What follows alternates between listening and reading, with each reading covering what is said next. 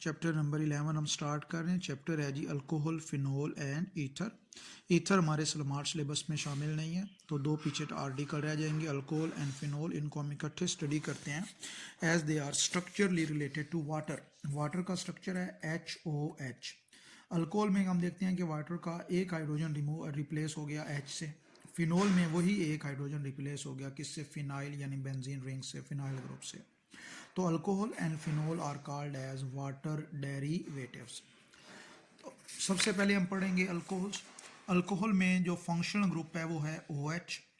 Depending upon the position of functional group हम कहते हैं कि जो अल्कोहल है वो तीन तरह की हो सकती हैं। प्राइमरी अल्कोहल जिनमें अल्फा कार्बन सिर्फ एक बीटा कार्बन के साथ अटैच है।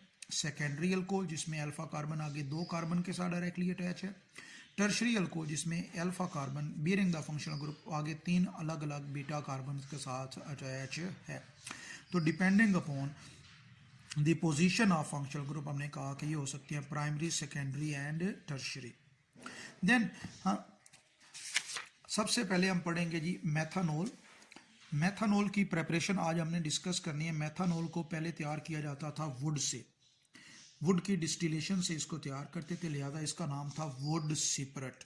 लेकिन आजकल हम इसको बनाते हैं वाटर गैस से। वाटर गैस क्या होती है? वाटर गैस होता है mixture of carbon monoxide and hydrogen. Carbon monoxide और हाइड्रोजन के मिक्सचर का वाटर गैस बोलते हैं। कार्बन मोनोऑक्साइड और हाइड्रोजन आपस में रिएक्शन करती हैं in the presence of zinc oxide, chromium oxide at temperature of 450 degree centigrade at a pressure high pressure of 200 atm।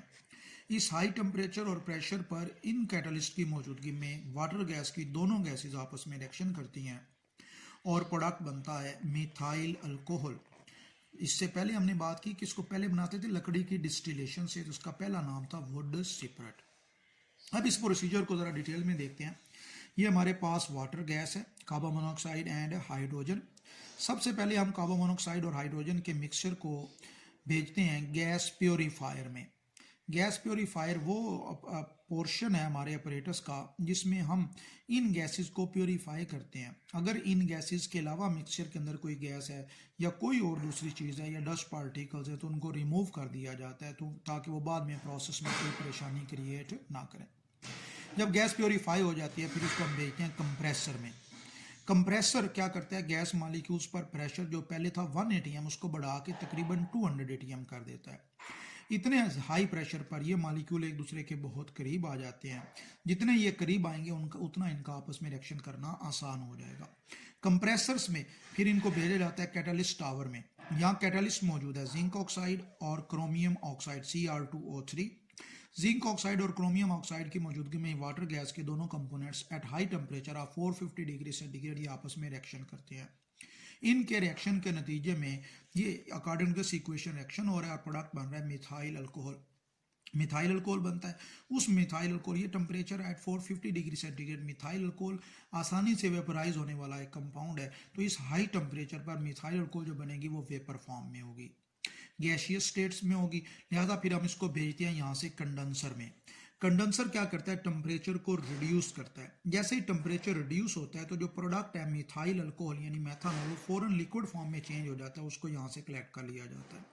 लेकिन अगर वाटर गैस के जो कंपोनेंट्स है कार्बन मोनोऑक्साइड और हाइड्रोजन, उनमें से कुछ मिकदार जो अनरिएक्टेड रह गई है तो वो अभी तक गैसियस स्टेट में ही होगी, तो उन अनरिएक्टेड गैसेस को एक रीसर्कुलेशन पंप के जरिए वापस भेज दिया जाता है कंप्रेसर में।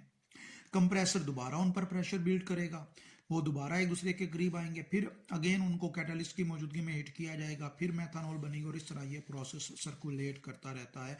और आजकल हम मेथानॉल को इस प्रोसेस से मुसलसल प्रिपेयर कर रहे हैं। That's all, thank you.